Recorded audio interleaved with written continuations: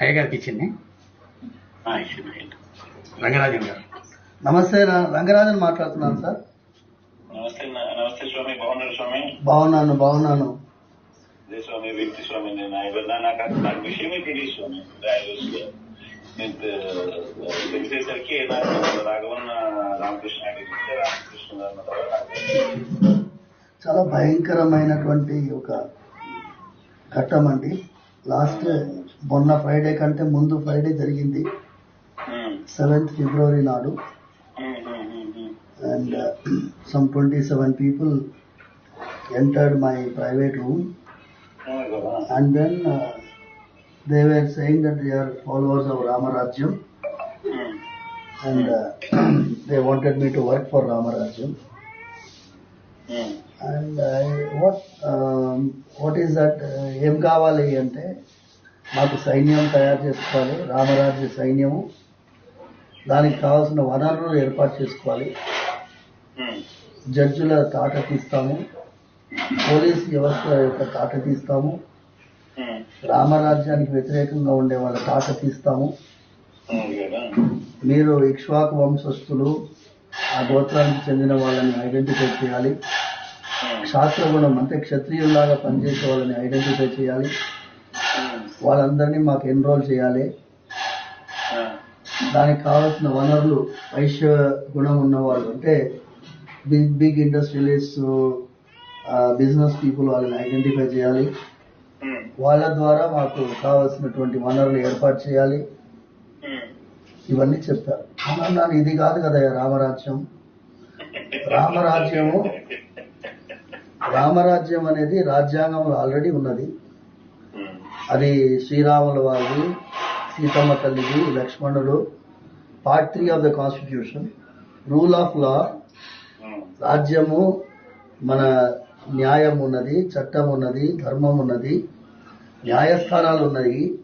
అవన్నీ సక్రమంగా పనిచేసి ఈ దేశంలో శాంతి భద్రత ఉండేటట్టు చేయడమే కదా రామరాజ్యము. ఇదేదో కొత్తగా ఉంది కదా, దీనికి ఏమాత్రం నేను ససేమిరా అన్నానండి.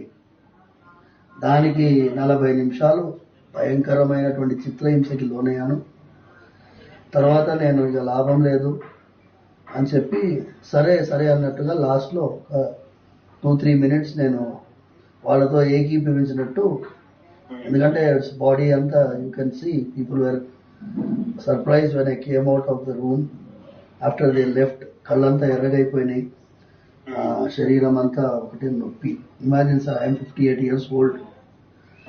మన ఫ్యామిలీస్కి ఎంత దగ్గర సంబంధం. మీ నాన్నగారు అంటే మా నాన్నగారికి చాలా ప్రాణం.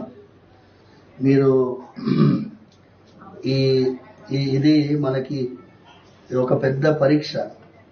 అందుకోసం దానికి తగినట్టుగా నేను పోలీస్ కంప్లైంట్ ఇచ్చాను. Our Telangana police has done excellent job. They have nabbed already 22 people. ముఖ్యమంత్రి రేవంత్ రెడ్డి గారు కూడా ఫోన్లో మాట్లాడారు sir. It's all of you are having so much of affection. మీరు ఫోన్ చేయడమే నాకు 1000 ఏనుగుల బలంలా ఉంది.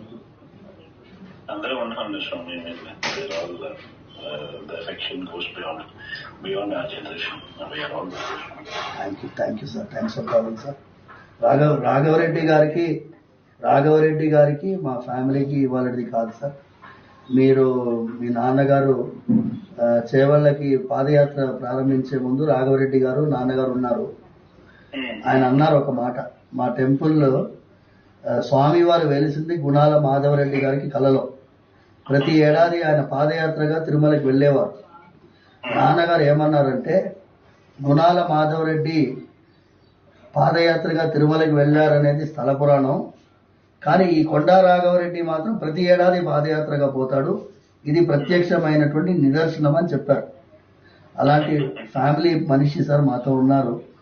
ఆయన పాపం మీకు తెలియదు, నేను మాట్లాడిస్తాను. మీరు మధ్యాహ్నం ఇవాళ శివాజీ జయంతి, చిలుకూరులో మేము రామదాసు వారి గోష్ఠిగాన ఏర్పాటు చేసుకున్నాము. ఇంకొక అరగంటలో వాళ్ళు పాట పాడే వాళ్ళందరూ వస్తున్నారు.